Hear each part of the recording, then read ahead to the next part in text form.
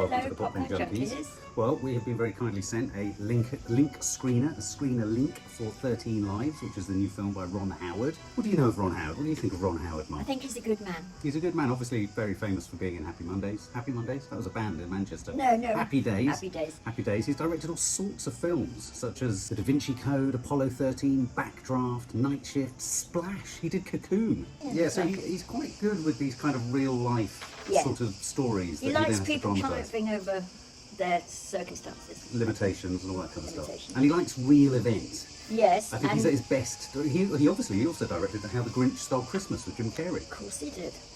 Quite sort of different, diverse and multi-talented. Anyway, so this is directed by Ron Howard. Okay, well this is the story of the Tham Luang cave rescue back in 2018, where a Thai children's football team decided, because it was one of the team's birthdays, to go and celebrate with a sort of do in the caves. Yeah, a very spur of the moment thing it looked like, didn't it? Part of the first question that does spring to mind is why the hell would you go there if they were so dangerous? But I suppose the film goes to great lengths to tell us that when they went, the monsoon or the rains were not expected at that time. So it was in a lot of people will have said, well, they shouldn't have gone there. Of course, it's dangerous. They're caves. They're deep underground. Excuse the cicadas in the background.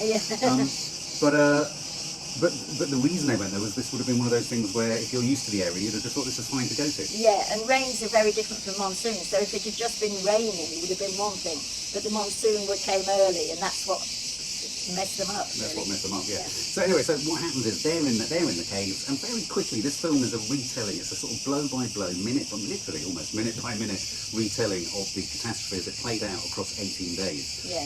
The Thai authorities, the Thai Navy SEALs, tried to get in there very quickly. They realised that it's incredibly difficult. Yeah. They're so far underground, it requires all sorts of sophisticated kind of diving experience, if not equipment, and caving and snorkeling and mountaineering. I mean, it's a curious combination of skills, isn't it? Yeah, it is. Have you ever been caving or snorkeling? No, I never wanted to, because it sort of seems to me, I mean, claustrophobia, on top of claustrophobia, because you've got the caving bit, but you've also got the water bit. I mean, it doesn't appeal to me at all, but I know some people it does. And again, I stress, none of these boys went in there to do that. These boys just went in their football strips just to have a bit of a laugh. With their coach. With their coach.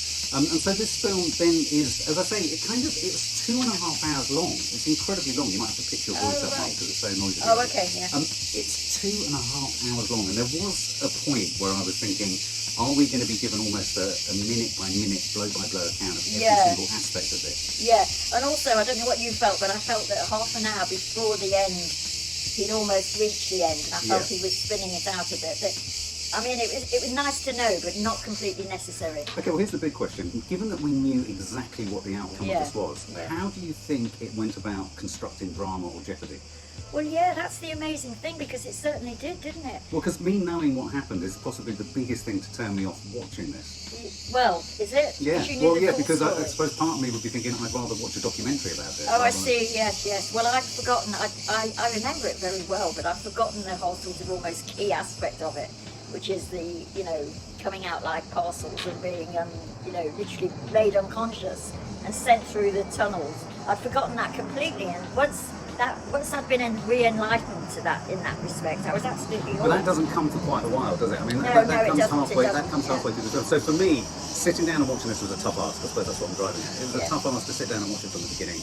I knew what was happening. So a little bit of the grab was the fact that Colin Farrell and Viggo Mortensen and Joel Edgerton are the three sort of stars that are in this. And there's been a few critics and a few comments about the fact that one of the nice things about this film is it doesn't go on about the sort of white saviour thing. No, I mean, they do go to great lengths at the end to say that something like however many, 5,000 people from 17 different nations all try to help in the kind of rescue effort. But it does essentially sort of boil down to the activities of two essentially British, and Joel Edgerton, was he Australian in real life? I don't know. Essentially saving the day and outdoing what the Thai Navy SEALs could do. Yeah, and maybe that was part of the sort of drama and jeopardy of it, was that there was an awful lot of prickliness of feeling within that, wasn't there? The Thai people sort of thinking, well, we can do that, we're Navy SEALs, for goodness sake.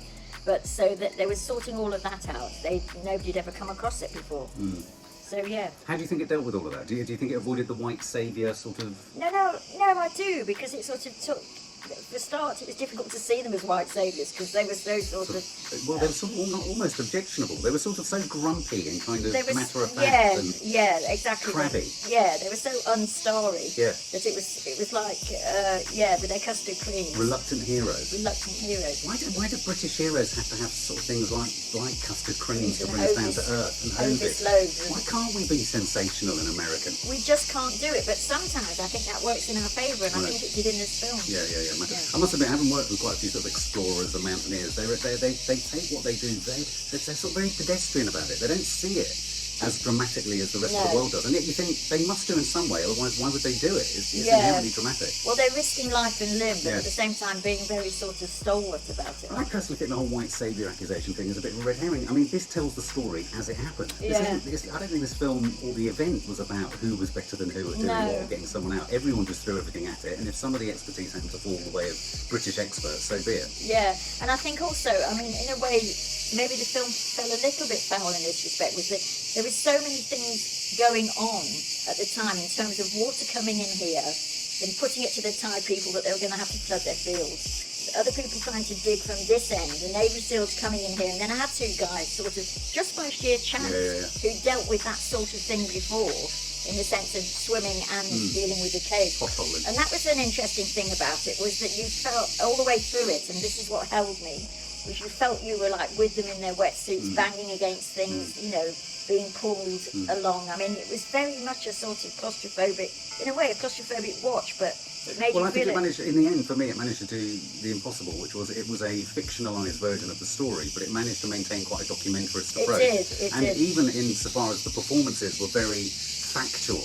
They were very low-key, they were very unshowy, there was none of the egos of the actors were involved here. No. They were there to do, like the guys in the original event, Rescue, they were there to do their thing, come in, do it.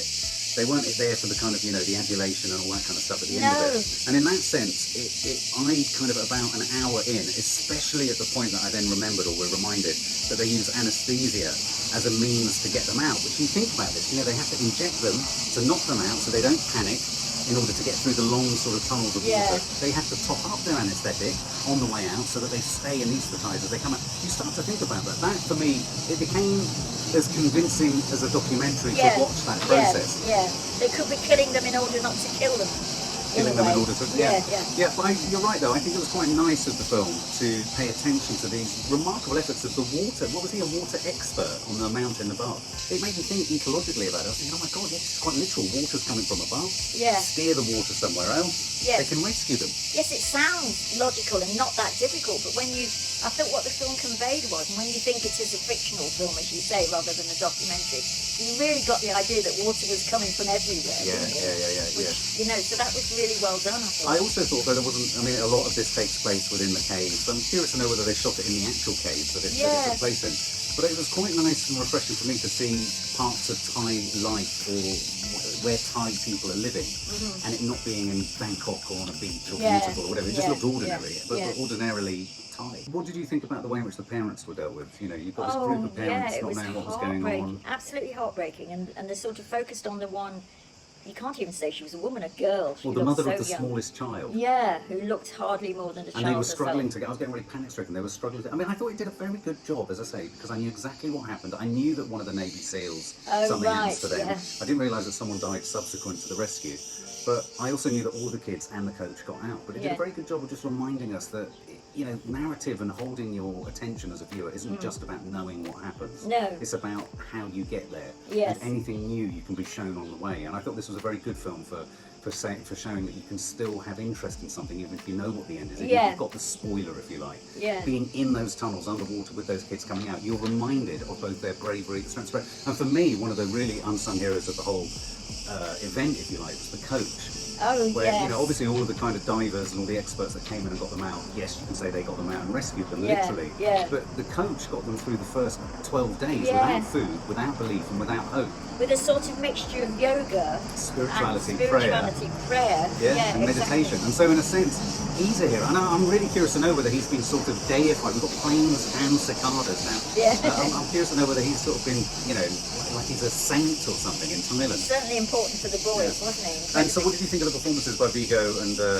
I thought they were great, in fact. You know, I have to say I didn't know it was Colin Farrell particularly until about halfway through the film because he They was just so... have him with a British accent. He was playing it so against type and so underplaying it. Yeah. Viggo, I could tell more because of the shape of his face, and he was. But they were both Mr. Average, weren't they, Yeah, from your yeah. local street? Yeah. And then when Joel Edgerton came into it, I thought he was very good. he was great. The He was impossibility of that ethical underplayed. question, and also that ethical moment where you can see they very cleverly, the two of them, have part the thought that he could do it. Yeah. He's thought this is balmy and This is hypnotising mad, him. yeah. But they know that by just parking the thought in his head, Yes. he'll go away and think about it. And I thought Yes. it was very good around that. Yes, And of I course, did we had the other guy who was part of the rescue team who felt he was a failure. I thought that was quite nice. Yeah. You know, the guy felt he didn't do it properly. You know, The guy at was the end. sobbing at the end. Yeah, no, because he'd actually misstepped somehow and then Yeah. got left behind, hadn't he? No, I thought that was really... So, in summary, how would you score this film? Well, I thought I remembered everything about it, but I've forgotten actually the main thing.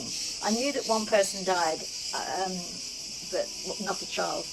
And but that didn't make any difference to the fact that I was absolutely gripped. I was gripped by the families, by the fact that it was interesting in terms of Thai culture, that the governor of that region had to sort of, stay the governor until it was all over because it happened on his And watch. manage everyone's expectations. I thought I was getting vibes of almost the mayor in Jaws, although this guy was a goodie. Well, what you have to say to the public, what you have to lie about to the public, what you have to do to keep hope going. Yeah. Do you know what I mean? How you have to manipulate the truth. Well, exactly, and I thought that was incredibly well got across to us. That in fact, as somebody in it said, you get the first boy out possibly, and it works, and they did.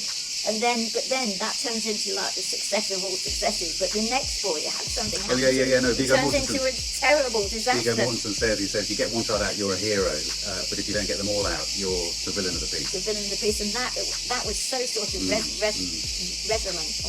for me. No, I thought it was brilliant. I thought they played it exactly right.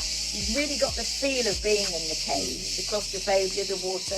The boys were heartbreaking, I thought, and the mother, the parents. I was really hooked from beginning to end. And when I say it sort of went maybe slightly a bit too long, was that I felt there was a point that they could have ended it and sort of put the sort of statistics up at the end without taking us through there. But then we wouldn't have got that last final man, would we? No. My score would be, it's a difficult one actually, 97.9. 97.9. 97.9. God, that's such a bizarre number. It makes you wonder what the 0.1 of the 2.1. 97.6, I mean. Not Oh, 9. 97.6. 97.6. Oh, right, that's I went a bit 0.3. dyslexic there. 97.6. Okay. Yeah. No, I agree. I thought it was an incredibly successful film, given that I knew exactly what was going to happen, and yet it managed to take me from a place of being vaguely interested in watching it to very interested in watching it. So I was a reluctant viewer to begin with, and I became quite a committed viewer. It was 15 minutes too long.